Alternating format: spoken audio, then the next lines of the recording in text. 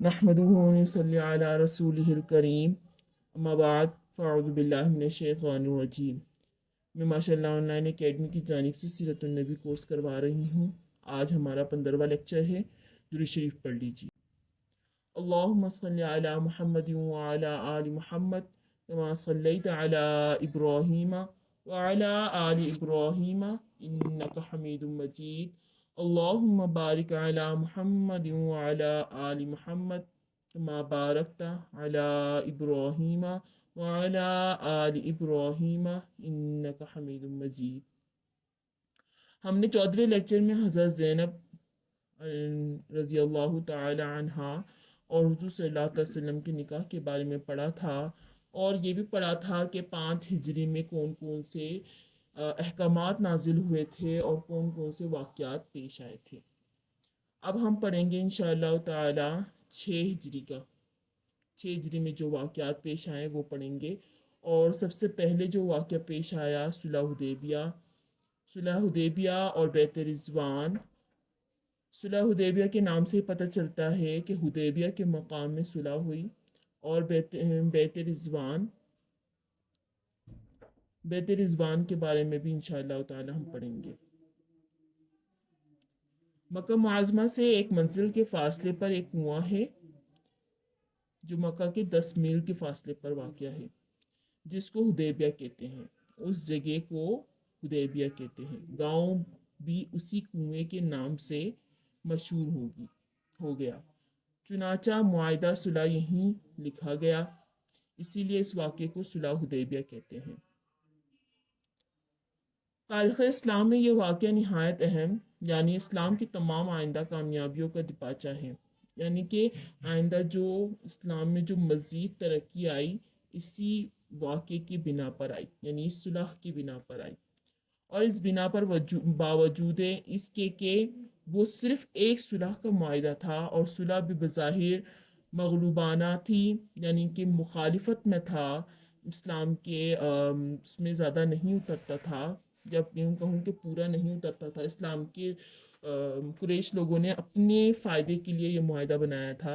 ताहम खुदा ताला ने कुरान मजीद में इसको फ़तह का लक़ब दिया। काबा इस्लाम का असली मरकज़ था। इस्लाम की बुनियाद हज़रत इब्राहीम अलैहिस्सलाम ने कायम की थी, और ये लक़ब इस्लाम भी इन्हीं की ईजाद है, यानी हज़रत इब्राहीम अलैहिस्सलाम की ईजाद है। हुआ सम्माकुमुल मुस्लिमीन, इब्राहीम ही है जिसने तुम्हारा नाम मुसलमान रखा। रसूलुल्लाह सल्लल्लाहु तआला अलैहि वसल्लम को जो शरीयत मिली वो कोई नई शरीयत नहीं थी, बल्कि वही इब्राहिमी शरीयत थी। मिल्लत अबीकुम इब्राहीम, तुम्हारे बाप इब्राहिम का मजहब। ये दोनों आयतें सूरह हज में है। ज़माना की इमदाद से गो इन्हीं की औलाद बुत परस्त बन गई थी। ताहम काबा जो इब्राहिमी यादगार था, अरब का किबला गाह आम था।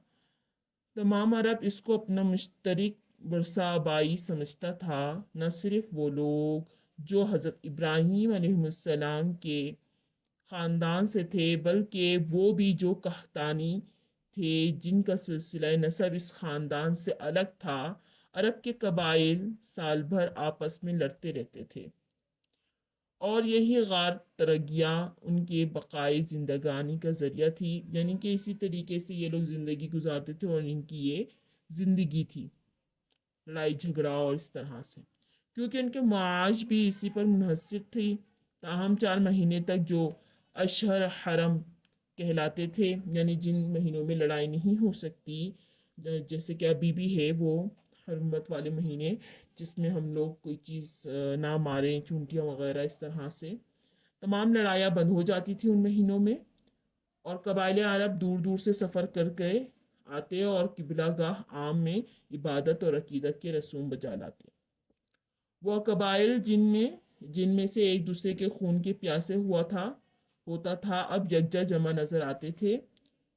जब हुजूर सल्लल्लाहु अलैहि वसल्लम मुसलमानों का जो इस्लाम का जब ज़हूर हुआ, حضور صلی اللہ علیہ وسلم جب دین پھیلا رہے تھے تب سارے قبائل یعنی کہ جو ایک دوسرے کے ساتھ اینی ٹائم لڑتے رہتے تھے وہ لوگ اکٹھے ہو کر نظر آتے تھے اور مل گئے تھے حضور صلی اللہ علیہ وسلم کو پسپا کرنے کے لیے.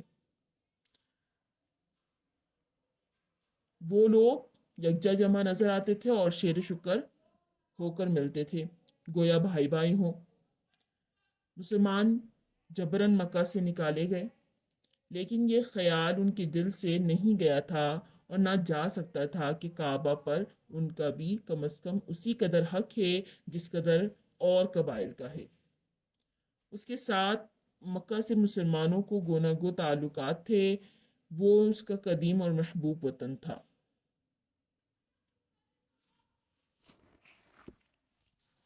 مسلمانوں کو مکہ چھوڑے ہوئے 6 برس ہونے کو تھے. وہ مسجد حرام اور بیت اللہ کی زیارت کو ترس گئے تھے.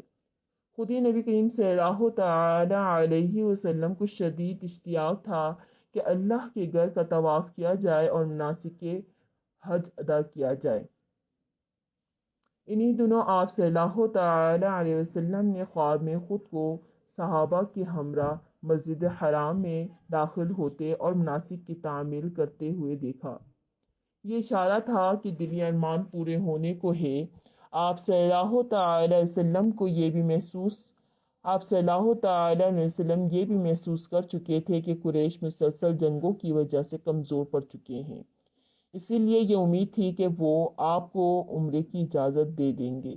چنانچہ آپ صلی اللہ تعالی وسلم یکم ذی الحجہ سن 6 ہجری میں 1400 صحابہ کرام اور بعض روایت میں آتا 1500 صحابہ کرام کے ساتھ احرام باندھ کر عمرے کے ارادے سے مکہ روانہ ہو گئے. قربانی کے جانور بھی ساتھ تھے. عرب کے لوگ کسی ایسے قافلے پر حملہ نہیں کرتے تھے جن کے ساتھ قربانی کے جانور ہو. اور یہ مہینہ مدنی تقویم میں ذی القعدہ اور مکی تقویم میں رجب تھا. قریش لوگ کیا کرتے تھے کہ مہینے کو آگے پیچھے کر دیا کرتے تھے کہ اب اس کو حرمت والا بنائیں گے اب اس کو حرمت والا بنائیں گے، کیونکہ ان کے نزدیک تو شریعت نام کی کوئی چیز نہیں تھی اس طرح سے، مگر 4 مہینے سال میں ایسا رکھتے تھے جس میں وہ جنگ جدل نہیں کرتے تھے. قریش سمیت تمام اہل عرب کے نزدیک ان دنوں جنگ حرام تھی. اس لیے آپ صلی اللہ علیہ وسلم کو اطمینان تھا کہ جنگ کی نوبت نہیں آئے گی. لیکن قریش کو آپ صلی اللہ علیہ وسلم کے آنے کی اطلاع ہوئی تو وہ بھڑک پڑے. انہوں نے آپ کو روکنے کے لیے خلاف دستور جنگ کی تیاری شروع کر دی اور راستے میں ایک مسلح جتھا تعینات کر دیا. آپ صلی اللہ علیہ وسلم کو معلوم ہوا تو فرمایا قریش پر افسوس ہے، انہیں جنگ نے نگل لیا. ان کا کیا بگڑ جائے گا اگر وہ مجھے میرے حال پر چھوڑ دے اور باقی عربوں کو ان کے حال پر. حضرت بلال رضی اللہ تعالی عنہ مکہ میں اس قدر ستائے گئے، تاہم جب ان کو مکہ یاد آتا تو وہ روتے تھے اور پکار کر یہ اشعار کہتے تھے: آہ، کیا پھر کبھی وہ دن آ سکتا ہے کہ میں مکہ کی وادی میں ایک رات بسر کروں اور میرے پاس اذخر اور جلیل ہو، اور کیا وہ دن بھی ہوگا کہ میں مجنتاح کے چشموں پر اتروں اور شامہ طفیل مجھ کو دکھائی دی. اکثر مہاجرین جان بچا کر نکل آئے تھے لیکن خاندان اور بال بچے وہیں رہ گئے تھے. حضرت صلی اللہ علیہ وسلم مکہ معظمہ کا ارادہ کیا اور اس گھر سے قریش کو کوئی احتمال نہ ہو، میں نے پہلے بھی بتا چکی ہوں، کوئی احتمال نہ ہو، عمرے کا احرام باندھا اور قربانی کے اونٹ ساتھ لیے، اور یہ بھی حکم دیا کہ کوئی شخص ہتھیار باندھ کر نہ آئے، صرف تلوار جو عرب میں سفر کا ضروری آلہ سمجھی جاتی تھی پاس رکھ لی جائے. اس میں بھی یہ شرط ہے کہ نیام میں بند ہو. چنانچہ مہاجرین عموماً اور اکثر انصاری سعادت کی منتظر تھے. 1400 شخص اس سفر میں ہمرکاب ہوئے مقام ذوالحلیفہ میں پہنچ کر قربانی کی ابتدائی رسمیں ادا ہو گئیں، یعنی قربانی کے اونٹ ساتھ تھے، ان کی گردنوں میں قربانی کی علامت کے طور پر لوہے کی نال لگا دی گئی۔ احتیاط کے لیے قبیلہ خزاعہ کا ایک شخص جس کے اسلام لانے کا حال قریش کو معلوم نہ تھا پہلے بھیج دیا گیا۔ قریش کے ارادے کی خبر لائے۔ جب قافلہ غسفان کے قریب، غسفان ایک جگہ کے نام ہے، جب قبیلہ غسفان کے قریب پہنچا، اوس نے آ کر خبر دی کہ قریش نے تمام قبائل احابیش کو یکجا کر کے کہہ دیا کہ محمد صلی اللہ تعالی علیہ وسلم مکہ میں کبھی نہیں آ سکتے، یعنی کہ انہوں نے جنگ کی تیاری شروع کر دی۔ غرض قریش نے بڑے زور و شور سے مقابلے کی تیاری کی۔ قبائل متحدہ کے پاس پیغام بھیجا، وہ جمعیت عظیم لے کر آئے۔ مکہ سے باہر بدلاح ایک مقام پر فوجیں فراہم ہوئی۔ خالد بن ولید جو اب تک اسلام نہیں لائے تھے، 200 سوار لے کر، جن میں ابو جہل کا بیٹا اکرمہ بھی تھا، مقدمۃ الجیش کے طور پر آگے بڑھے اور غمیم تک پہنچ گئے۔ غمیم بھی ایک جگہ کا نام ہے جو رافع اور حجفہ کے درمیان ہے۔ یہ دونوں بھی جگہ کے نام ہیں۔ حضرت صلی اللہ تعالی وسلم نے فرمایا کہ قریش نے خالد کو طلیعہ بنا کر بھیجا ہے اور وہ مقام غمیم تک آ گئے ہیں، اس لیے کترا کر داہنی طرف سے چلو، یعنی وہاں پر ہمیں لڑائی نہیں کرنی، تو اس لیے وہاں سے ہم نہیں جائیں گے، اب ہم راستہ تبدیل کر دیں گے۔ فوج اسلام جب غمیم کے قریب پہنچ گئی تو خالد کے گھوڑوں کی گدارتی نظر آئی اور وہ گھوڑا اڑاتے ہوئے گئے، یعنی کہ جہاں سے خالد تھے وہاں پر بہت زیادہ دھواں تھا، اس وجہ سے یہ بات کہی ہے۔ قریش کو خبر کی کہ لشکر اسلام غمیم تک آ گیا۔ ان حضرت صلی اللہ علیہ وسلم آگے بڑھے اور حدیبیہ میں پہنچ کر قیام کیا۔ یہاں پانی کی قلت تھی، ایک کنواں تھا، وہ پہلے ہی آمد میں خالی ہو گیا، لیکن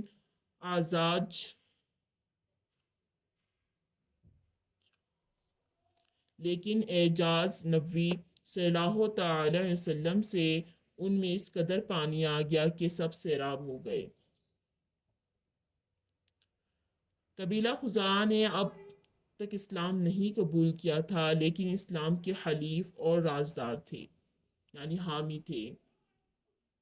قریش اور عام کفار جو منصوبے اسلام کے خلاف کیا کرتے تھے، وہ ہمیشہ حضرت صلی اللہ علیہ وسلم کو اس سے مطلع کر دیا کرتے تھے، یعنی اطلاع دیا کرتے تھے۔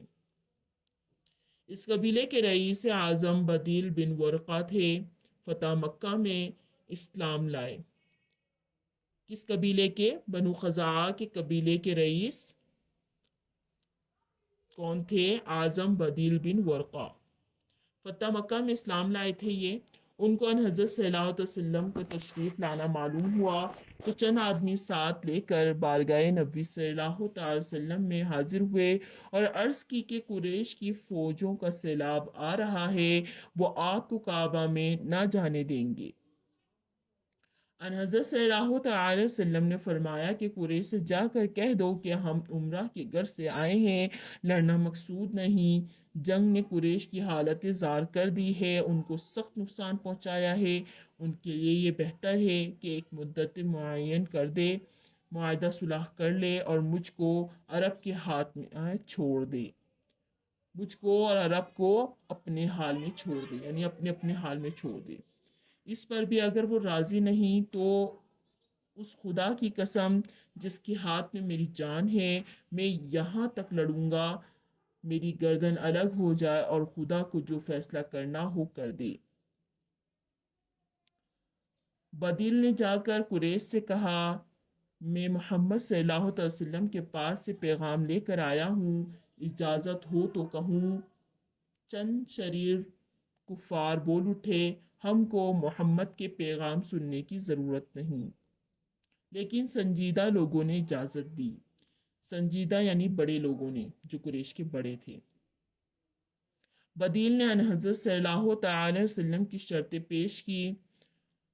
عروہ بن مسعود ثقفی نے اٹھ کر کہا، کیوں قریش، کیا میں تمہارا باپ اور تم میرے بچے نہیں؟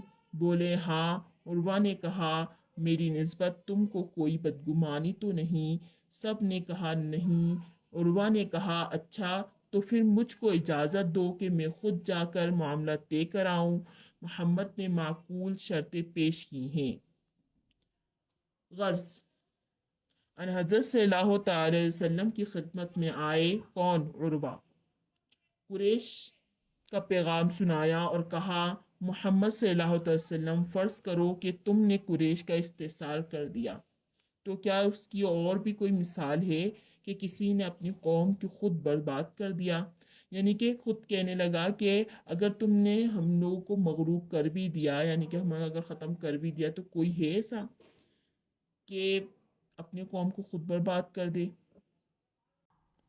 اس کے سوا یعنی اس کے علاوہ اگر لڑائی کا رخ بدلا، یعنی کہ اگر ہم نے تمہیں ختم کر دیا، تو تمہارے ساتھ جو بھیڑ ہے، یعنی 1400 کا جو لشکر ہے، گرد کی طرح اڑ جائے گی۔ حضرت ابو بکر رضی اللہ تعالی عنہ کو اس کی بدگمانی پر اس قدر غصہ آیا کہ گالی دے کر کہا کہ کیا تم ہم محمد صلی اللہ علیہ وسلم کو چھوڑ کر بھاگ جائیں گے، یا پھر تم نے کیا حضور صلی اللہ تعالی وسلم کو اکیلا سمجھ لیا ہے کہ تم ہم لوگ کو پھونک مار کے اڑا دو گے جس سے؟ عروہ نے حضرت صلی اللہ تعالی وسلم سے پوچھا، یہ کون ہے؟ آپ صلی اللہ تعالی وسلم نے فرمایا، ابو بکر۔ عروہ نے کہا، میں ان کی سخت کلامی کا جواب دیتا، لیکن ان کا ایک احسان میری گردن پر ہے، یعنی حضرت ابو بکر رضی اللہ تعالی عنہ کا ایک احسان عروہ کی گردن میں تھا، اس لیے اس نے کوئی بھی بدلہ نہیں لیا، جس کا بدلہ ابھی تک میں ادا نہیں کر سکا، اس لیے میں ان کو کوئی جواب نہیں دے رہا۔ عروہ ان حضرت صلی اللہ علیہ وسلم سے بے تکلفانہ طریقے سے گفتگو کر رہا تھا۔ یہاں پر بے تکلفانہ طریقہ ہے بدتمیزی لے لیں، بدتمیزی سے بات کریں، جیسا کہ عرب کا قاعدہ ہے کہ بات کرتے کرتے مخاطب کی دھاڑی پکڑ لیتے تھے اور وہ ریش مبارک پر بار بار، یعنی داڑھی جو تھی اس پر بار بار ہاتھ ڈالتا اور اس کو کھینچتا تھا۔ حضرت مغیرہ بن شعبہ رضی اللہ تعالی عنہ جو ہتھیار لگائے ان حضرت صلی اللہ تعالی علیہ وسلم کے پشت پر کھڑے تھے، اس جرت کو گوارا نہ کر سکے۔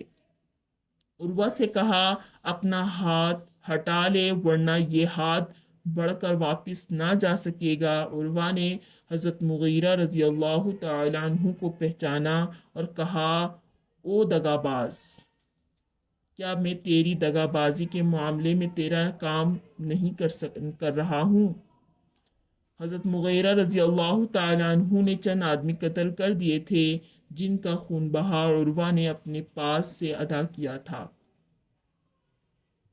عروہ نے رسول صلی اللہ تعالی علیہ وسلم کے ساتھ صحابہ رضی اللہ تعالی عنہ کی حیرت انگیز عقیدت کا جو منظر دیکھا، اس نے اس کے دل پر عجب اثر کیا۔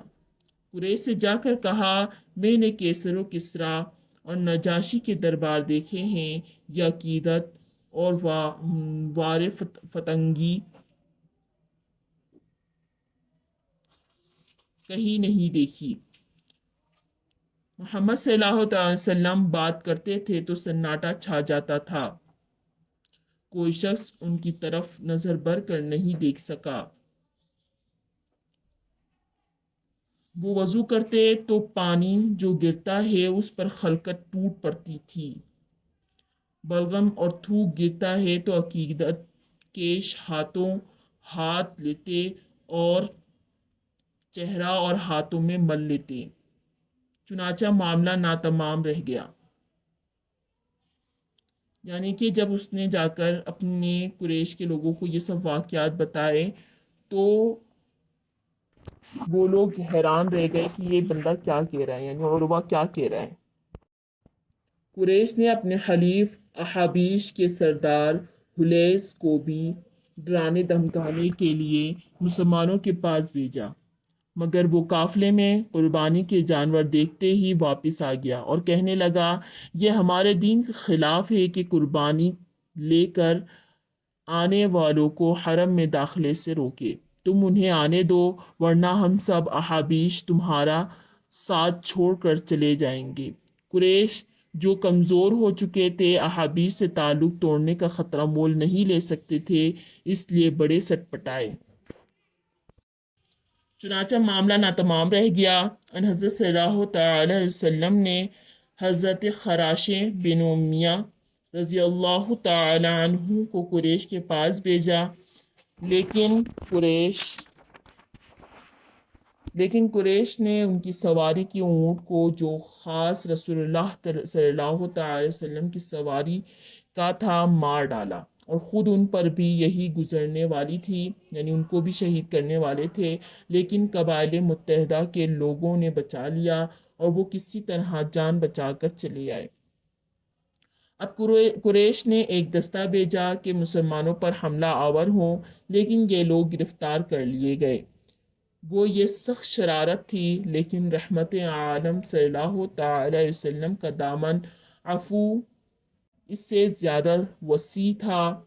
آپ صلی اللہ تعالی علیہ وسلم نے سب کو چھوڑ دیا، معافی دے دی۔ قرآن مجید کی اس آیت میں اسی واقعے کی طرف اشارہ ہے۔ وَهُوَ الَّذِي كَفَّ أَيْدِيَهُمْ عَنْكُمْ وَأَيْدِيَكُمْ عَنْهُمْ بِبَطْنِ مَكَّةَ من بعد ان اظفرکم علیہم۔ سورہ فتح کی ہے آیت۔ اور وہی خدا ہے جس نے مکہ میں ان لوگوں کے ہاتھ تم سے اور تمہارا ہاتھ ان سے روک دیا، بعد اس کے کہ تم ان پر قابو دے دیا تھا۔ بالآخر آپ نے گفتگو صلح کے لیے حضرت عمر رضی اللہ تعالی عنہ کو انتخاب کیا، لیکن انہوں نے معذرت کی کہ قریش میرے سخت دشمن ہے اور مکہ میں میرے قبیلے کا ایک شخص بھی نہیں جو مجھ کو بچا سکے۔ آپ صلی اللہ تعالی وسلم نے حضرت عثمان رضی اللہ تعالی عنہ کو بھیجا۔ وہ اپنے ایک عزیز جن کا نام ابان بن سعید کی حمایت میں مکہ گئے۔ ان حضرت صلی اللہ علیہ وسلم کا پیغام سنایا۔ قریش نے ان کو نظر بند کر دیا، لیکن عام طور پر یہ خبر مشہور ہو گئی کہ وہ قتل کر ڈالے گئے۔ یہ خبر ان حضرت صلی اللہ علیہ وسلم کو پہنچی تو آپ صلی اللہ تعالی وسلم نے فرمایا کہ عثمان رضی اللہ تعالی عنہ کے خون کا قصاص لینا فرض ہے۔ یہ کہہ کر آپ صلی اللہ علیہ وسلم نے ایک ببول کے درخت کے نیچے بیٹھ کر صحابہ رضی اللہ تعالی عنہ سے جان نثاری کی بیعت لی، یعنی موت کی بیعت لی۔ تمام صحابہ رضی اللہ تعالی عنہ نے، جن میں زن و مرد یعنی عورتیں بھی شامل تھیں، ولولہ انگیز جوش کے ساتھ دست مبارک پر جان نثاری کا عہد لیا۔ اسلام کا ایک محتمم بشان واقعہ ہے۔ اس بیعت کا نام بیعت رضوان ہے۔ سورہ فتح میں اس واقعے کا اور درخت کا ذکر ہے۔ لقد رضی اللہ عن المؤمنین اذ یبایعونک تحت الشجرۃ فعلم ما فی قلوبہم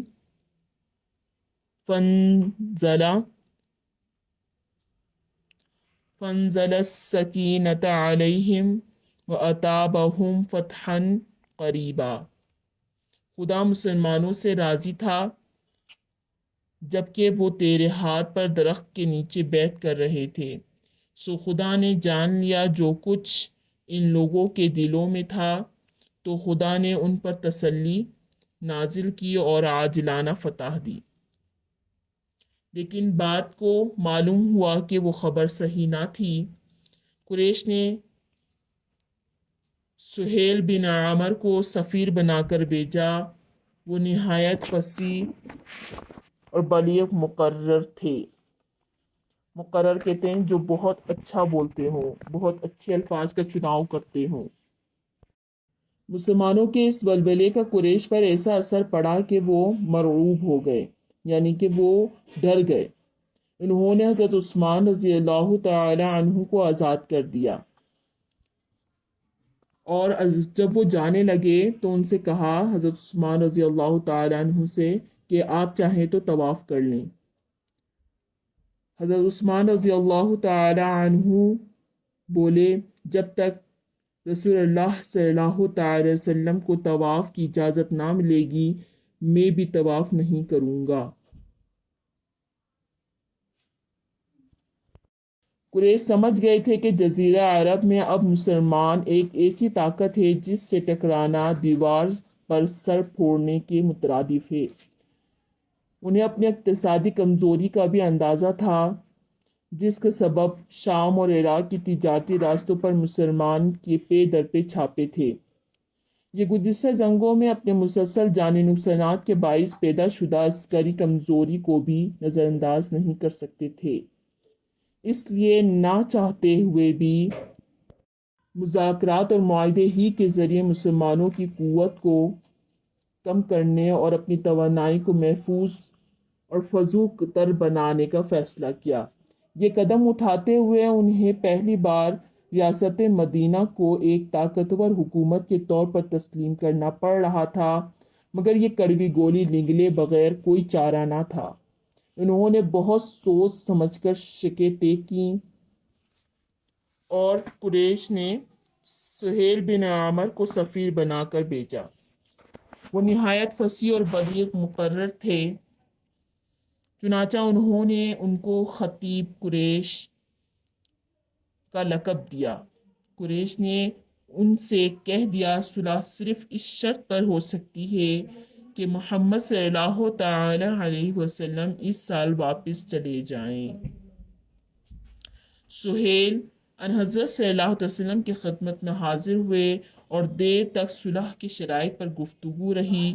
بالآخر چند شرطوں پر اتفاق ہوا اور ان حضرت صلی اللہ علیہ وسلم نے حضرت علی رضی اللہ تعالی عنہ کو بلا کر حکم دیا کہ معاہدے کے الفاظ قلم بند کرے۔ حضرت علی رضی اللہ تعالی عنہ نے عنوان پر بسم اللہ الرحمن الرحیم لکھا۔ عرب کا قدیم طریقہ تھا کہ خطوط کی ابتدا میں بسمک اللہم لکھتے تھے۔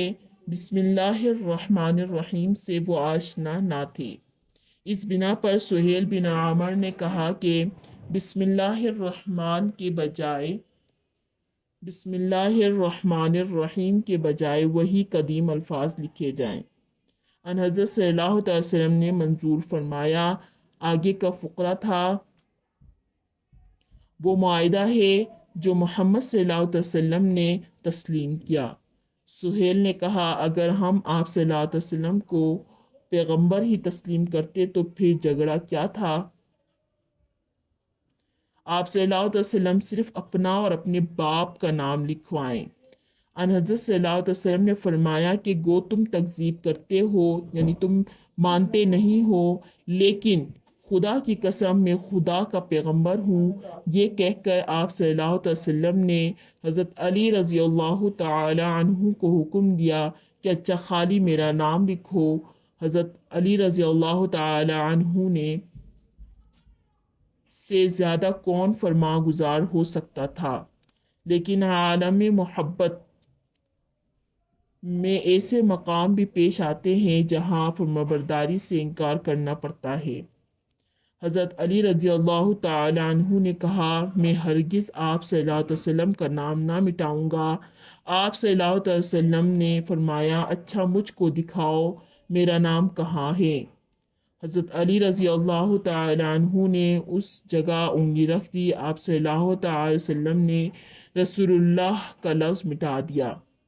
ان حضرت صلی اللہ تعالی وسلم کو لکھنا نہیں آتا تھا، اسی بنا پر آپ صلی اللہ علیہ وسلم کو امی۔ مسلم میں یہ واقعہ مسلم میں جہاں منقول ہے لکھا ہے کہ آپ صلی اللہ تعالی وسلم نے رسول اللہ کا لفظ مٹا کر ابن عبداللہ، یا بخاری میں چنانچہ یہ واقعہ عام روایت کے خلاف ہے، اس لیے ایک معرکہ آرا مباحثہ بن گیا۔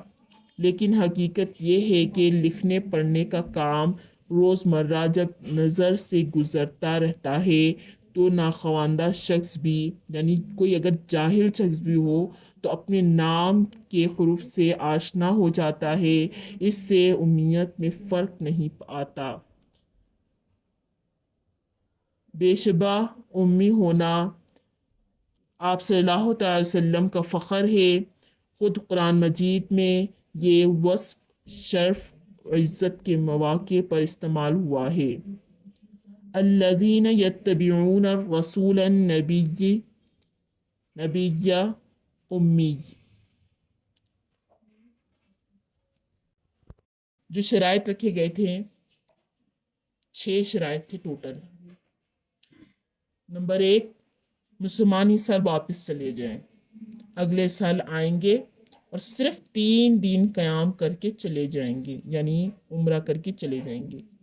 ہتھیار لگا کر نہ آئیں، صرف تلوار ساتھ لائیں، وہ بھی نیام میں، اور نیام بھی جلبان یعنی تھیلا وغیرہ میں ہو۔ مکہ میں جو مسلمان پہلے سے مقیم ہیں ان میں سے کسی کو اپنے ساتھ نہ لے جائیں، یہ چوتھا ہے۔ اور مسلمانوں میں سے کوئی مکہ میں رہ جانا چاہے تو اس کو نہ روکے۔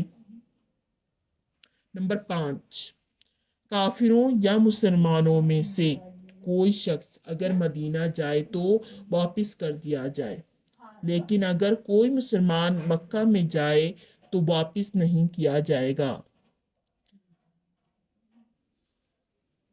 قبائل عرب کو اختیار ہوگا کہ فریقین میں سے جس کے ساتھ چاہے معاہدے میں شریک ہو جائیں۔ صلح نامے کی اکثر شکیں بظاہر قریش کے حق میں تھیں اور مسلمانوں کو ان سے زب پہنچنے کا خدشہ تھا، مگر حضور صلی اللہ تعالی وسلم نے قریش کی شرائط پر پوری گہرائی کے ساتھ غور کیا۔ آپ صلی اللہ تعالی وسلم کی غیر معمولی بصیرت نے فیصلہ کیا کہ صلح نامے کی جن شرائط کو قریش اپنے لیے بہت زیادہ مفید سمجھ رہے ہیں وہ حقیقت میں ان کے لیے اتنی مفید نہیں، اور جو شرائط بظاہر مسلمانوں کے لیے ناقابل برداشت لگ رہی ہیں وہ حقیقت کے اعتبار سے اسلام اور ریاست مدینہ کو کچھ نقصان نہیں پہنچا سکتی۔ ہاں، کچھ مسلمانوں کو انفرادی طور پر امتحان اور آزمائش کا سامنا کرنا پڑ سکتا ہے، مگر آپ صلی اللہ علیہ وسلم کو پوری امید تھی کہ مسلمان اسے جھیل لیں گے، اسی لیے یعنی برداشت کر لیں گے۔ اسی لیے حضور صلی اللہ علیہ وسلم نے فرمایا، قریش مجھ سے کسی بھی ایسی چیز کا مطالبہ کرے جس میں وہ اللہ کی حرمتوں کا لحاظ رکھے تو میں اسے قبول کر لوں گا۔ صلح نامے کی پہلی شرط یہ تھی 10 سال تک جنگ بندی رہے گی۔ ہم نے بھی تھوڑی دیر پہلے پڑھا تھا کہ پہلی شرط کیا تھی، مسلمان اس سال واپس چلے جائیں۔ بعض روایت میں آتا ہے کہ یہ اسی شرط کے اندر تھا کہ جس سال کہا ہوا ہے نا کہ اگلے سال آئیں گے اور صرف 3 دن قیام کریں گے۔ بعض روایت میں آتا ہے مسلمان اس سال واپس چلے جائیں، اگلے سال آئیں اور صرف 3 دن قیام کر کے چلے جائیں۔ اور پہلی شرط کیا تھی، 10 سال تک جنگ بندی رہے گی۔ اس شرط کے ذریعے قریش مکہ پر مسلمانوں کے ممکنہ حملے خطرے کا دور کرنا چاہتے تھے، یعنی کہ قریش لوگ مسلمانوں سے ڈر رہے تھے۔ وہ جانتے تھے کہ اگر حملہ ہوا تو کوئی بعید نہیں کہ مسلمان غالب آ جائیں۔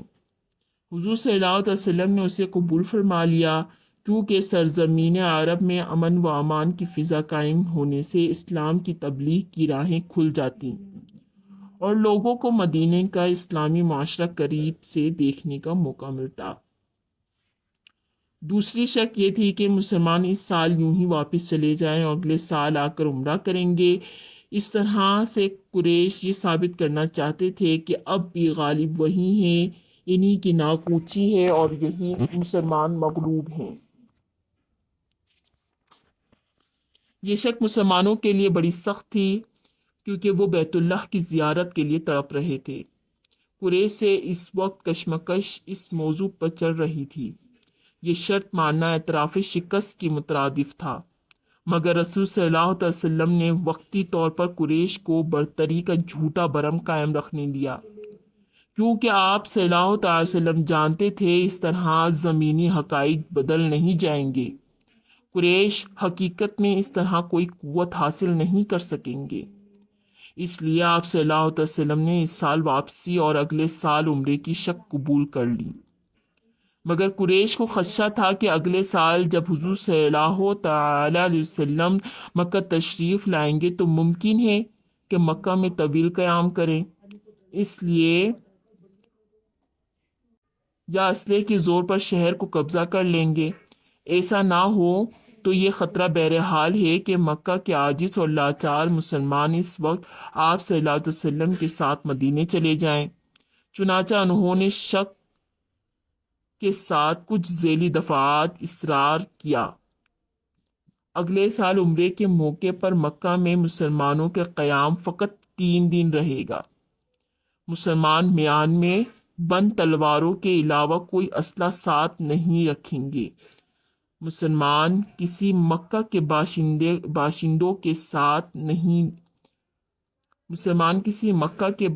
کو ساتھ نہیں لے جائیں گے۔ اگر مسلمانوں میں سے کوئی مکہ میں رہنا چاہیں تو اسے منع نہیں کریں گے۔ حضور صلی اللہ علیہ وسلم نے اسے قبول کر لیا۔ تیسری شک یہ تھی کہ اہل مکہ کا کوئی فرد مسلمان ہو کر حضور صلی اللہ تعالی وسلم سے جا ملا تو اسے واپس بھیج دیا جائے گا۔ اس طرح قریش اپنے نوجوانوں کے اسلام میں دخل ہونے کا راستہ بند کرنا چاہتے تھے تاکہ رسول صلی اللہ علیہ وسلم کے حامیوں میں مزید اضافہ نہ ہو۔ یہ شک مسلمانوں کے لیے ناقابل برداشت تھی۔ وہ اپنے کسی ایسے مسلمان بھائی کو جو ہجرت کر کے مدینہ آئے، کیونکہ وہ ہجرت تو ایسے ہی نہیں کرے گا نا، اس کو جب تکلیف دیں گے تبھی وہ ہجرت کرے گا مسلمان، واپس قریش کی چنگل میں دے دیں۔ مگر حضور صلی اللہ علیہ وسلم نے طبی طور پر سخت گراں محسوس کرتے ہوئے بھی یہ بات مان لی۔ صحابہ کرام کو اس پر غمگین دیکھ کر آپ صلی اللہ علیہ وسلم نے انہیں تسلی دی۔ ایسے لوگوں کے لیے اللہ جلد ہی کوئی راستہ نکالے گا۔ آپ جانتے تھے اس شرط کی پیروی سے اسلام اور ریاست مدینہ کو کچھ نقصان نہیں پہنچ سکتا۔ پھر شرط کی وجہ سے اگر قریش کے کچھ لوگوں کے اسلام لانے میں رکاوٹ پیدا ہوگی تو اس کے بدلے امن و امان کی وجہ سے درجنوں دیگر قبائل میں اسلام کی روشنی پھیلانے کا موقع ملیں گی۔ رسول صلی اللہ علیہ وسلم کی نگاہ اس پہلو پر بھی تھی کہ عقیدہ کوئی ایسی چیز نہیں جو جبراً تشدد سے تبدیل کر دیا جائے، وہ تو دل کا سودا ہے۔ اس لیے جو لوگ دل سے ایمان لے آئیں گے، قریش کی پکڑ دھکڑ ان کے ایمان کو بدل نہیں سکتی۔ ہاں، ان کی ذاتی طور پر اذیتوں کا سامنا کرنا پڑ سکتا ہے، مگر ان کے بارے میں آپ کو امید تھی کہ وہ ان آزمائشوں سے سرخرو ہو کر نکلیں گے۔ چوتھی شخص یہ تھی کہ اگر کوئی شخص رسول صلی اللہ تعالی علیہ وسلم کے ساتھ چھوڑ کر مکہ والوں سے آ ملا تو اسے واپس نہیں بھیجا جائے گا۔ اس شرط کے ذریعے قریش اپنے حامیوں میں اضافے کی راہ کھولنا چاہ رہے تھے۔ رسول صلی اللہ علیہ وسلم نے یہ سوچ کر اسے منظور فرما لیا کہ اگر کوئی بدبخت خود اسلام کا ساتھ چھوڑنا چاہے تو اس کو چلے جانا ہی بہتر ہوگا۔ پانچویں شرط یہ تھی کہ فریقین ایک دوسرے کے خلاف خفیہ کارروائیوں اور خیانت سے اجتناب کریں گے۔ چھٹی شرط یہ تھی کہ دیگر قبائل میں سے، یعنی قریش کے اندر اور بھی بہت سارے قبائل تھے، ان میں سے اگر کوئی چاہے تو قریش کا حلیف بن کر رہے اور اگر کوئی چاہے تو وہ معاہدے میں شامل ہو سکتا ہے، مسلمانوں کے حلیف بن کر معاہدے میں ہمارے ساتھ شامل ہو سکتا ہے۔ یہ ایک منصفانہ بات تھی جو مسلمانوں کے لیے مفید تھی، کیونکہ اس طرح انہیں نئے اتحادی میسر آ سکتے تھے اور پورے عرب میں امن و امان کی فضا قائم ہو سکتی تھی۔ اس شک کے تحت موقع پر موجود بنو خزاعہ حضور صلی اللہ تعالی وسلم کے اور بنو بکر قریش کے حلیف بن کر اس معاہدے میں شامل ہو گئے۔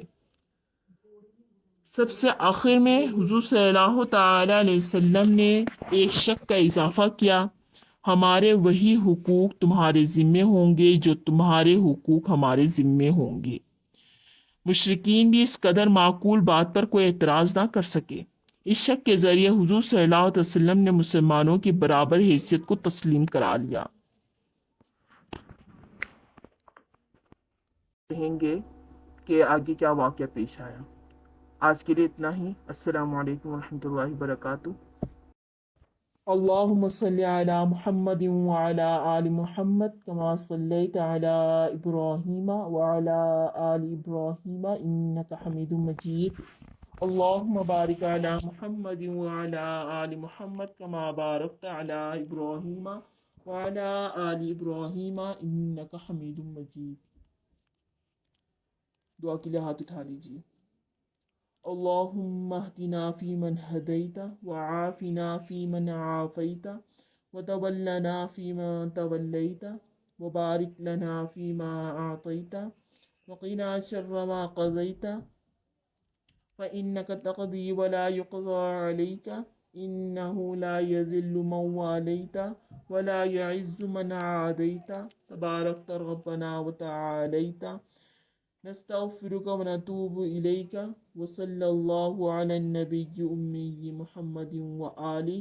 اللہم اغفر لنا وللمؤمنین والمؤمنات والمسلمین والمسلمات وألف بین قلوبہم وأصلح ذات بینہم وانصرہم علی عدوک وعدوہم آمین اللہم ربنا آمین۔ ربک رب العزة عما یصفون وسلام علی المرسلین والحمد للہ رب العالمین۔ سبحانک اللہم وبحمدک ونشہد ان لا الہ الا انت وحدک لا شریک لک نستغفرک ونتوب الیک۔ اللہم اقسم لنا من خشیتک ما تحول به بیننا وبین معصیتک ومن طاعتك ما تبلغنا من به جنتك ومن اليقين ما تهون به علينا مصائب الدنيا اللهم متعنا بأسماعنا وأبصارنا وقوتنا ما أحييتنا وأجعله الوارث منا واجعل ثأرنا على من ظلمنا وانصرنا على ما عادانا ولا تجعل مصيبتنا في ديننا ولا تجعل الدنيا أكبر همنا ولا مبلغ علمنا ولا تسلط علينا من لا يرحمنا آمين اللهم ربنا آمين۔